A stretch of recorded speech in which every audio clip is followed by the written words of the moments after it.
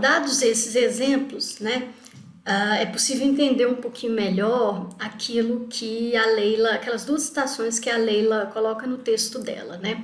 Uma do La Bruyère, né, um pouco negativista, digamos assim, dizendo que a gente já chegou tarde e tudo já foi dito, ou seja, né, se eu sou um artista contemporâneo, nasci no século XXI, um artista, um escritor, um cineasta, um músico, né, enfim, eu cheguei muito tarde, tudo já foi dito das mais variadas formas, inclusive usando a intertextualidade, né, então o que fazer, né? Então, um artista contemporâneo pode ter uma angústia muito grande porque, de fato, a produção artística, imagética, literária, enfim, a produção é gigantesca, né? Isso falando só da arte, né? Se a gente for entrar para o âmbito assim, do jornalismo, do humor, da publicidade, né? A gente ainda vai ter muito mais material no cinema, enfim, nossa, muita coisa, né? Por outro lado, também a gente pode ver essa infinitude, né? Ou essa infinidade de materiais como algo que me permite, né, ter um campo de trabalho de inspiração muito grande. Portanto, ainda é cedo, né, nada foi dito ainda, porque eu tenho ainda o que dizer, né, sobre todas essas obras que vieram antes de mim, né? Então, eu posso mostrar, usando a intertextualidade, até que ponto elas mexeram comigo, o que elas me disseram, o que elas me contaram, o que eu experimentei a partir delas, cruzar essas obras umas com as outras, né? Nos mais variados âmbitos, nos mais variados planos. Então, eu posso misturar a música com filosofia, com cinema, com publicidade, com humor, né? Que é um pouco que o Oswald, né, de Andrade e o Mário propunham, né, com o conceito de antropofagia,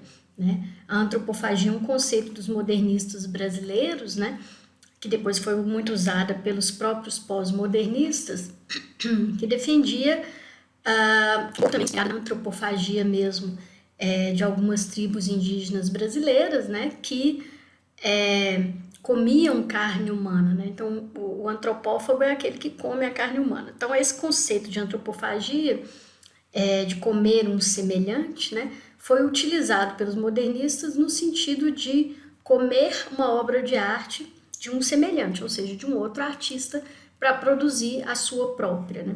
Um pouco usando a ideia, né, que os próprios indígenas tinham de que, na verdade, esse comer, né, a carne humana não era comer por comer, não era uma simples manifestação de selvageria, era muito simplesmente absorver a força do inimigo. Então eu venci esse inimigo, né?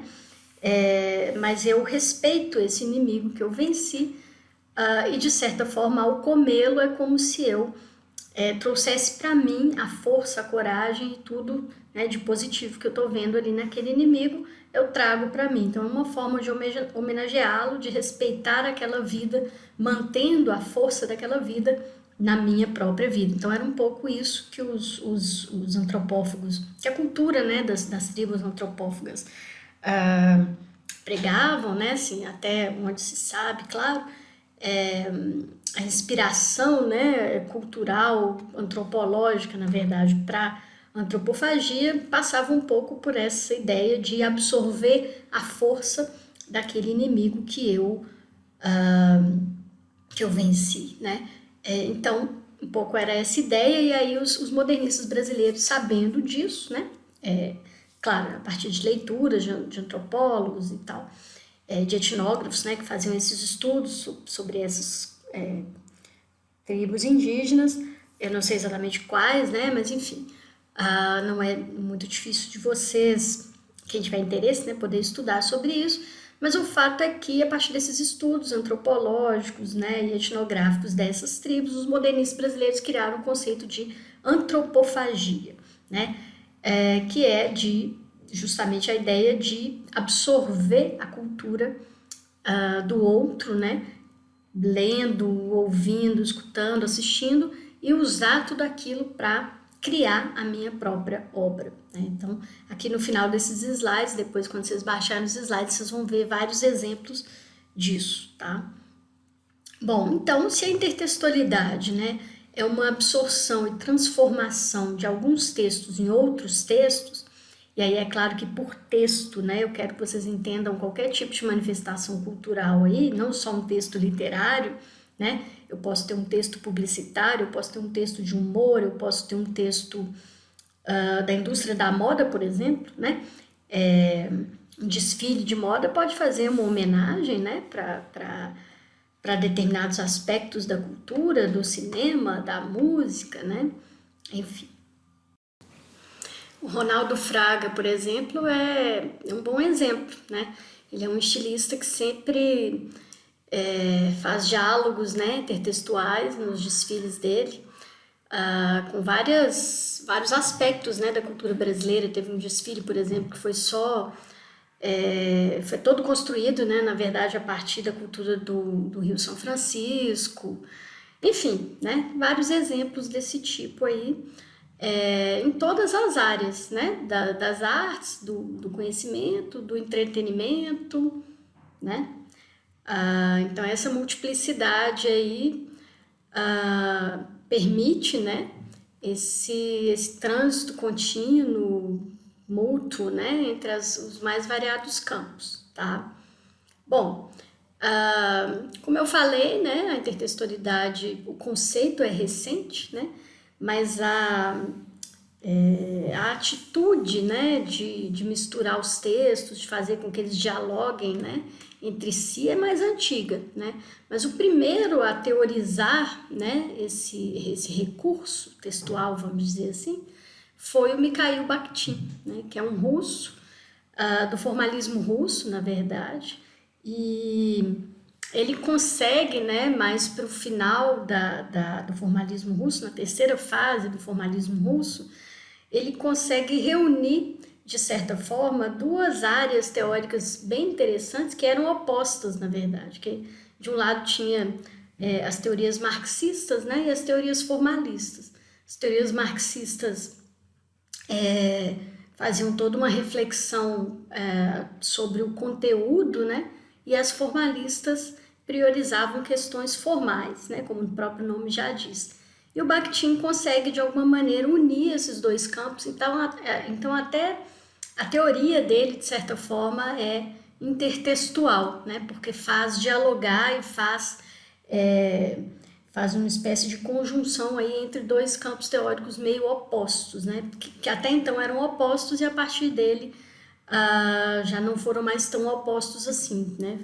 Ele conseguiu harmonizar, de alguma maneira, esses universos, tá? Mas isso é um pouco mais complicado, tá? Provavelmente quem for para letras vai ver em teoria 2, tá? Mas o que é importante para a gente pensar aqui é que ele foi o primeiro, né, a pensar essa questão da intertextualidade como sendo, de fato, um artefato importante para a área da literatura, né? Ele não chamou de intertextualidade, chamou de dialogismo ou de polifonia, mas, de qualquer maneira, ele abriu caminho para que esse recurso fosse cada vez mais estudado, cada vez mais pensado e tudo mais, né, dentro do campo da teoria, ok?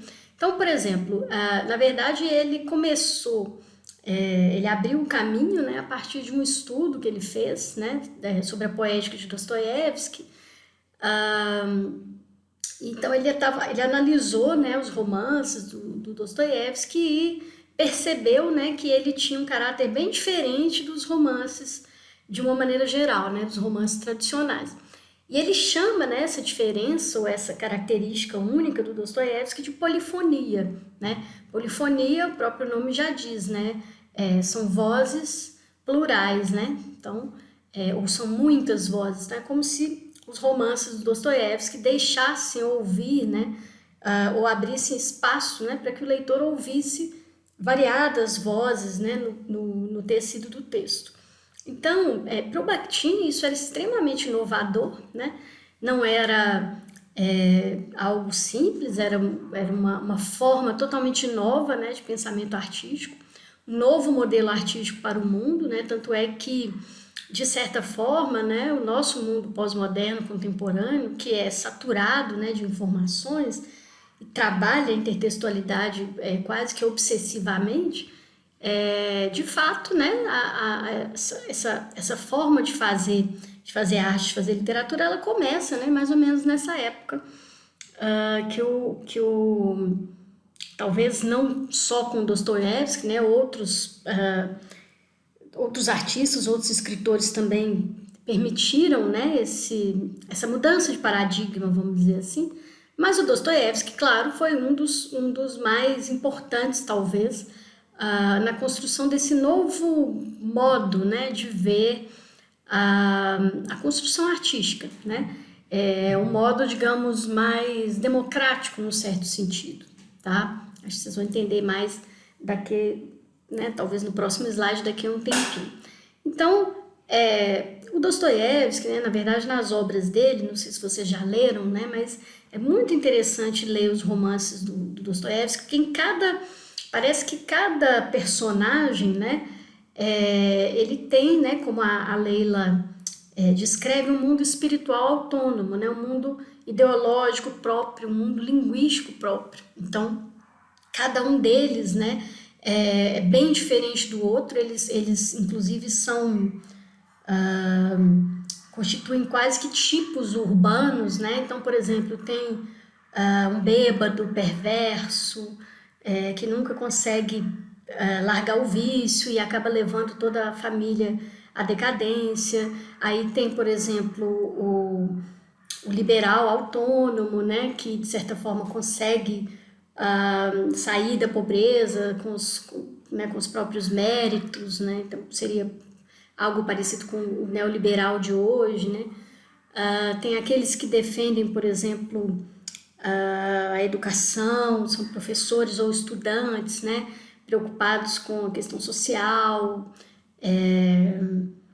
socialistas, né? Então, cada personagem meio que defende um aspecto específico, né? Tem, por exemplo, personagens muito religiosos, profundamente religiosos, preocupados com as questões espirituais, etc. E além disso, né, cada personagem tem essa integridade, essa autonomia própria. Além disso, a linguagem deles também é muito própria. Então, quando a pessoa lê aquele romance, ela percebe que, às vezes, os mesmos significantes, né, as mesmas palavras que estão na boca de um personagem, por exemplo, vamos supor, a palavra dinheiro, né? Quando ela está no discurso lá de um socialista, ela significa uma coisa, né? Mas quando ela está no discurso, por exemplo, desse liberal, ela significa uma outra coisa, ou significa a mesma coisa, mas tem uma nuance diferente, tem um aspecto diferente.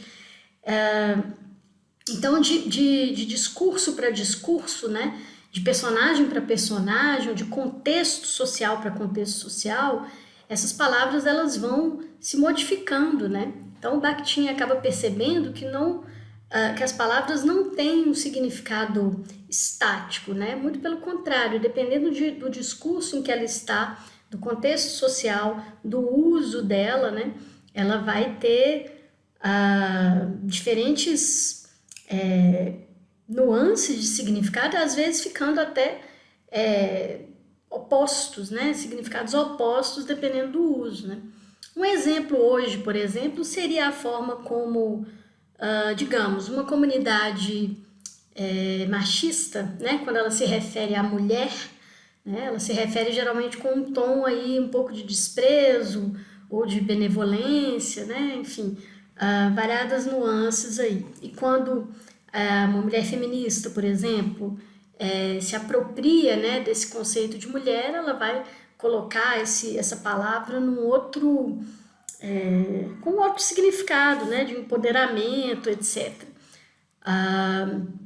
Idem, por exemplo, se eu uso a palavra, se eu sou homofóbico, por exemplo, e chamo alguém de bicha, né, ou de sapatão, eu estou, né, usando uma palavra que é carregada, né, com um tom pejorativo, de humilhação, né, e tudo mais. Mas se a própria comunidade, né, os próprios gays, por exemplo, se auto-chamam de bicha ou de sapatão, né, geralmente é já um tem uma mudança de significado, porque já é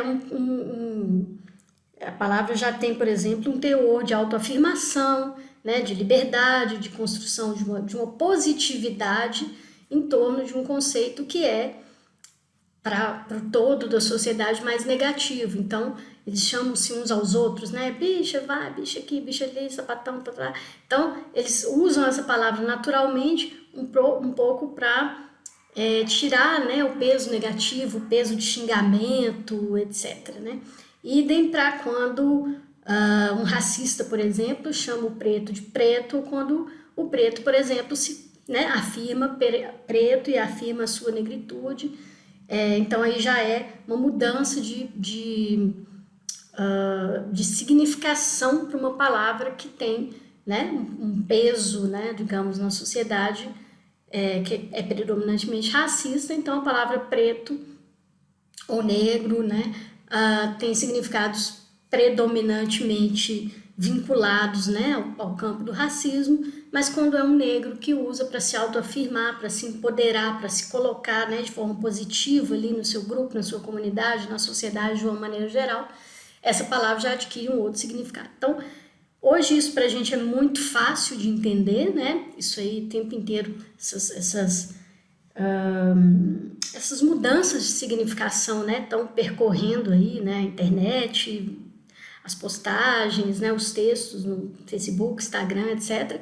Mas na época do Bakhtin isso não era tão visível, né? Ele foi o primeiro a perceber, não que isso já não fosse feito, claro que isso era feito no cotidiano das pessoas, né? Isso já acontecia, mas ele foi o primeiro a teorizar, a perceber esse fenômeno e a dar nome a ele, né? E ao mesmo tempo também a valorizar esse fenômeno na perspectiva aí artística e de construção mesmo de uma sociedade mais plural, mais dinâmica também, onde as palavras pudessem ser, de certa forma,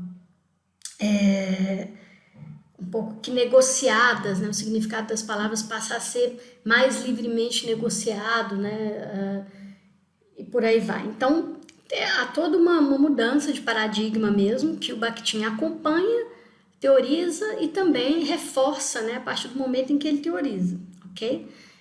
Para vocês entenderem um pouquinho mais o que seria essa polifonia, eu coloquei um desenho aqui, bem simplificado, né, até simplório eu diria, mas eu acho que ajuda um pouco a perceber a diferença do discurso monológico para o dialógico, né?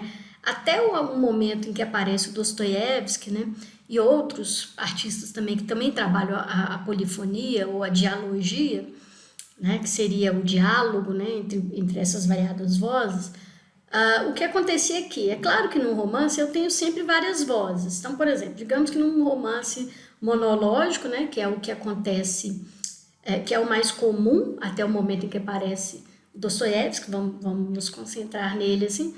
Digamos que eu tenho um romance com 4 personagens, né, com essas 4 cores aqui. Então, cada um tem um discurso, cada um tem uma visão de mundo, etc., né?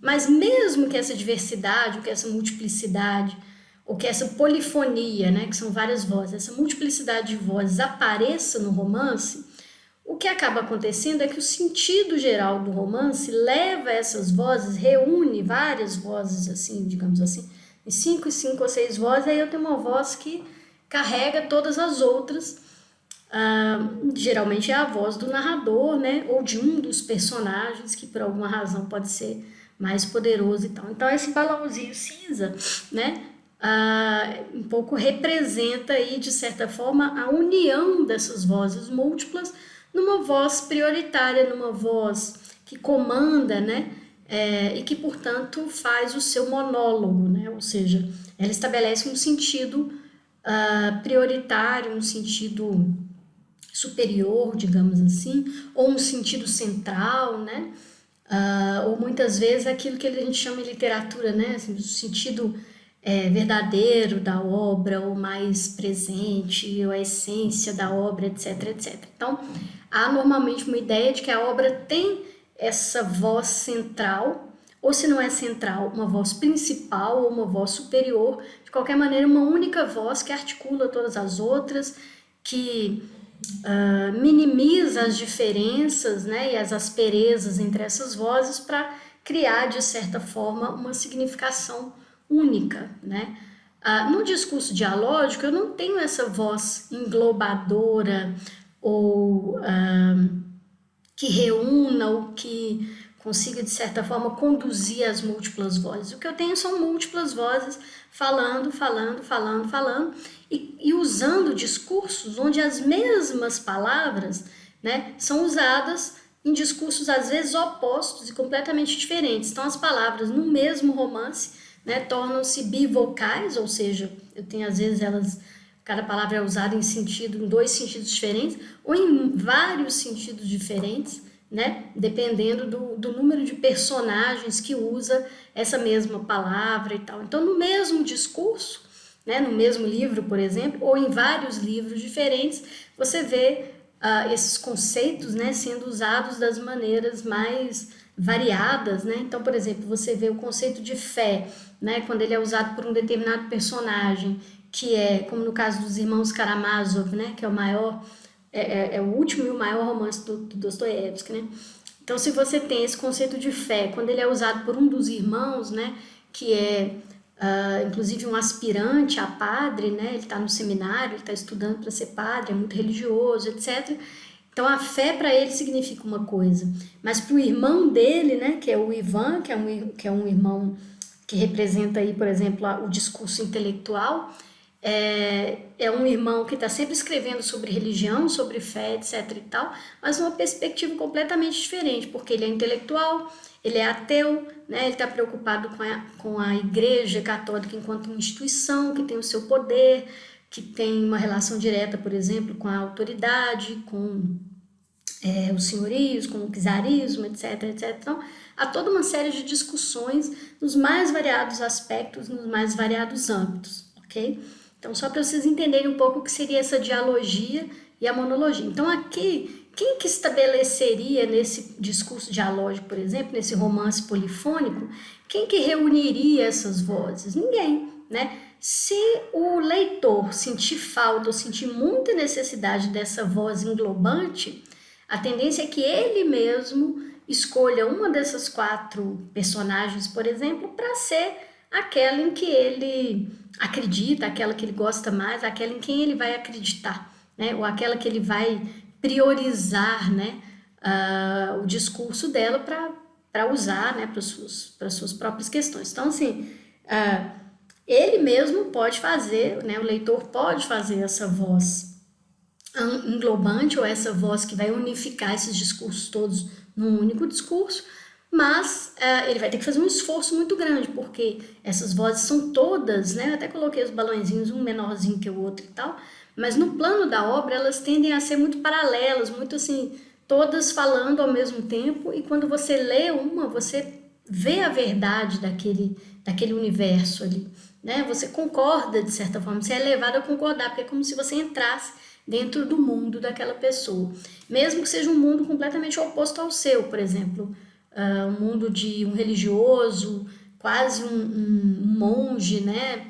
Aliás, de um monge, um religioso quase um profeta, né? Como é o caso de um dos personagens lá dos irmãos Karamazov. Você pode entrar no universo dele e entender o mundo a partir né, das ideias dele e tal, e você concorda, né? Mesmo que não concorde com uma coisa ou com outra, mas você tá ali muito próximo dele, né, para discordar. Depois, quando um ateu fala e discursa e coloca o ponto de vista dele, você fala, opa, ele também tem razão, né? Então, no fundo, todos têm razão, porque cada um tá dentro do seu universo, com as suas verdades, com a sua visão de mundo, com a sua perspectiva, etc. Então, é como se fossem várias pessoas falando, não ao mesmo tempo, mas você vai ouvindo o discurso, hora de um, hora de outro, hora de um, hora de outro, e aí você tem uma visão, né, de multiplicidade, de diversidade, que não converge para uma coisa única, que se mantém plural, que se mantém múltipla, né? Isso é bem interessante. Bom, a partir das ideias do Bakhtin, né, como vocês viram lá no texto da Leila, a Júlia Kristeva, né, que é uma filósofa contemporânea, uma teórica contemporânea, ela vai desenvolver as ideias do Bakhtin para construir, né, essa reflexão sobre a intertextualidade propriamente dita, né, como a gente conhece hoje, tá? Claro, tem outros teóricos, né, que já desenvolveram também as ideias da Kristeva, etc., né? Mas aqui vou colocar só as principais questões, tá? Basicamente, ela percebe, né, a partir das ideias do Bakhtin, que esse discurso dialógico ele vai ainda mais longe, né, do que o simples fato de ser uma ferramenta, né, para as artes ou para a literatura, né?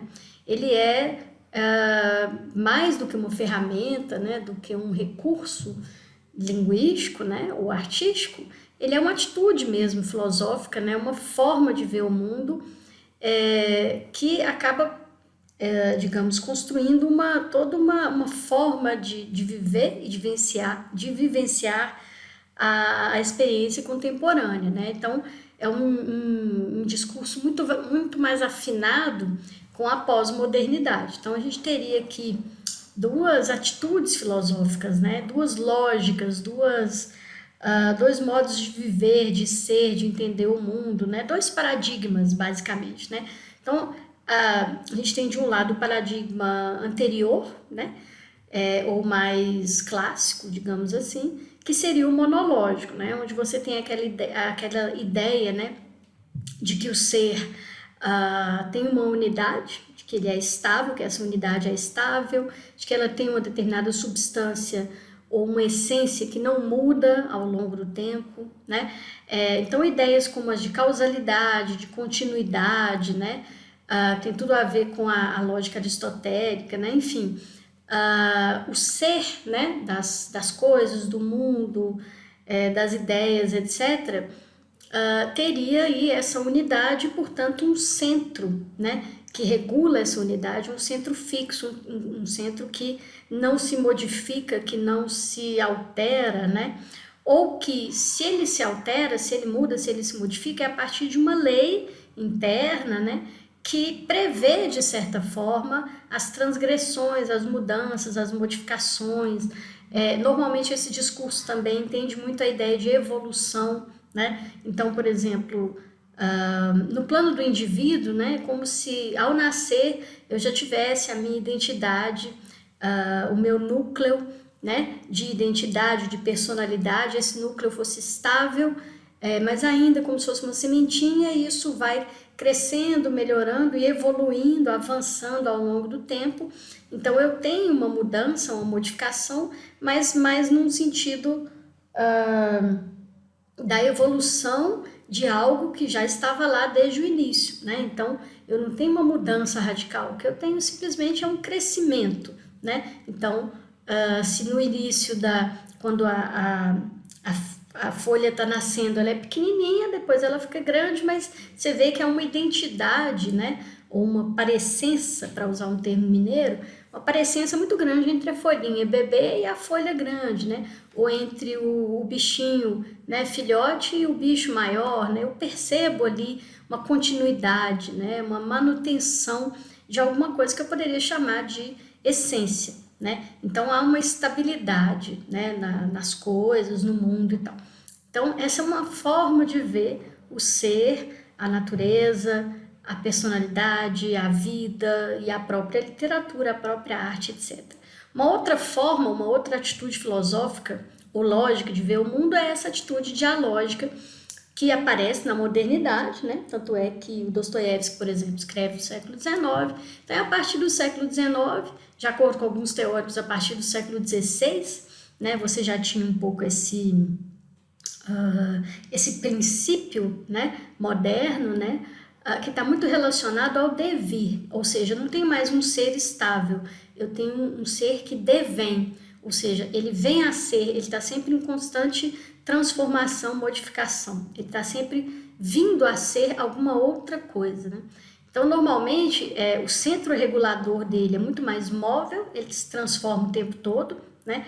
As relações, né, são sempre dinâmicas, né? Eu tô sempre construindo o meu devir ou o meu ser a partir das relações que eu estabeleço, que eu crio no meu mundo, né? Então é um pouco isso que eu comentei no início da aula, por exemplo, cada identidade de cada um de nós ela não tá lá, ela não estava lá no momento do seu nascimento, ela foi sendo construída a partir das múltiplas relações que você foi estabelecendo ao longo da vida. A princípio com os pais, com a família, depois na escola, na igreja, no clube, no futebol, etc. Né? Então, essas relações é que estabelecem sempre uma oposição ou uma tensão qualquer, né? Ou alguma confluência, enfim, você vai gerando ali uma série de tensões e de aglutinações, né, que vão transformando esse indivíduo ou esse ser, né, ao longo do tempo. Ao invés da ideia de continuidade, você teria a ideia de distância e de correlações lógicas, né, entre uma instância e outra. Se está tudo mudando o tempo inteiro, eu sempre tenho que alterar a minha lógica, né, para que ela se relacione com essas modificações e por aí vai. Então, não é que por exemplo, quando uma transgressão aparece, né, não é porque ela já estava prevista na lei da identidade, da essência daquele ser, como no discurso monológico, muito pelo contrário.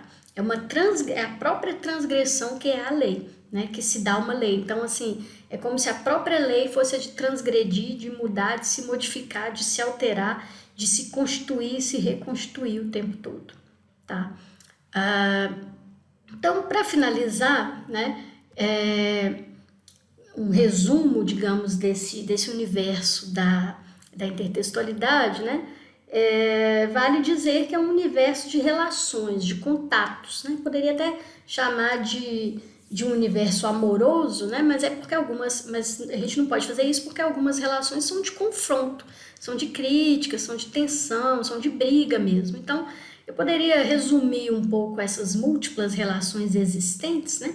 Eu poderia chamar, tem algumas tipologias, por exemplo, eu coloquei aqui durante a aula, né? A paráfrase, a paródia, a citação, né? Tem alguns tipos de intertextualidade mais recorrentes, mas eu prefiro até observar, na verdade, o que está acontecendo ali naquele exemplo específico em termos de relação. Eu tenho uma relação harmônica ou de confronto, né? Eu tenho uma relação entre obras do mesmo gênero textual, por exemplo, 2 romances, 2 livros de conto, 2 poemas, 2 músicas, né? Ou eu tenho uma relação de diferentes gêneros, por exemplo, eu tenho um poema falando de um romance, ou um romance falando de um poema, né? Isso é uma forma aí de você analisar a intertextualidade, de construir também, né? Ou uma outra relação possível seria entre obras da mesma época ou de épocas diferentes, né? É muito comum na intertextualidade eu trabalhar épocas diferentes, mas pode acontecer também de eu fazer intertextualidade em obras da mesma época, tá? Eu posso também relacionar obras de linguagens diferentes, né? Por exemplo, verbal e não verbal, cinematográfica e musical, ou literária e cinematográfica, né? Como está aqui um pouco nesse exemplo, né? Essa fotografia aqui é uma imagem, né? Um frame do filme Macunaíma, né? Com Grande Otelo, que é esse ator aqui. Grande Otelo faz o personagem principal, que é o Macunaíma, faz um dos personagens, porque na obra o Macunaíma em algum momento ele fica branco, e aí quem faz o Macunaíma é o Paulo José, mas na fase negra do Macunaíma quem faz é o Grande Otelo, tá? Então esse é um frame do filme Macunaíma, que por sua vez, né, foi inspirado no livro Macunaíma, né, do Mário de Andrade, que por sua vez também foi influenciado ou foi criado a partir de uma série de mitologias, né, indígenas, africanas, uma série de teorias também etnográficas, de uma série de cantos, enfim, é quase como se fosse realmente uma confluência, né? No Macunaíma você vê uma confluência de várias culturas, da cultura ocidental branca, portuguesa, né? Que influenciou a nossa cultura brasileira, das culturas africanas e das culturas indígenas que, né, nos conformaram de certa forma. Então, todas essas culturas estão presentes ali, claro que sob a batuta do Mário de Andrade, né? Com suas limitações, evidentemente, mas, de uma maneira geral, o que você tem ali é uma alegoria, né? Da cultura brasileira com a sua diversidade, com a sua multiplicidade. Tem uma série de de citações, de referências, né, que são tipos de intertextualidade também. Tem relações múltiplas ali dentro dessa obra, entre os mais variados campos, né? Uma obra bem interessante para observar esse recurso da intertextualidade sendo usado assim de uma maneira absolutamente brilhante, né? Ele brinca também, por exemplo, com o gênero da mitologia, né? Ele cria mitologias modernas, né? Por exemplo, conta a história da origem do telefone, por exemplo. Ele é bem irônico em alguns aspectos também. Enfim, ele cria, né? Claro, todo um universo aí, como se fosse uma sinfonia, né? Com múltiplas vozes, negras, brancas, indígenas, modernas, arcaicas, e etc. Né? Então esse é um filme bem interessante, o livro é tão interessante quanto, né? São duas obras mestras, né, da cultura brasileira. Nas férias vocês podem experimentar, ler e assistir, eu acho que vocês vão gostar, tá? E para quem tiver interesse em exemplos de intertextualidade, eu coloquei aqui alguns exemplos nos slides finais, tá? Para vocês verem exemplos de intertextualidade variados, né? Não cabe aqui nessa aula gravada, né? Mas vocês podem ir vendo aí ao longo desse final de semestre, está meio corrido para todo mundo, né? Mas depois vocês olham com calma e, né? Pode servir também de referência para aulas futuras de vocês sobre intertextualidade, tá? E na sexta-feira a gente comenta também, tira alguma dúvida, né? Ou vê algum exemplo mais detalhadamente, também é interessante, tá bom? Bom, é isso sobre intertextualidade. Na semana que vem a gente vê a metalinguagem.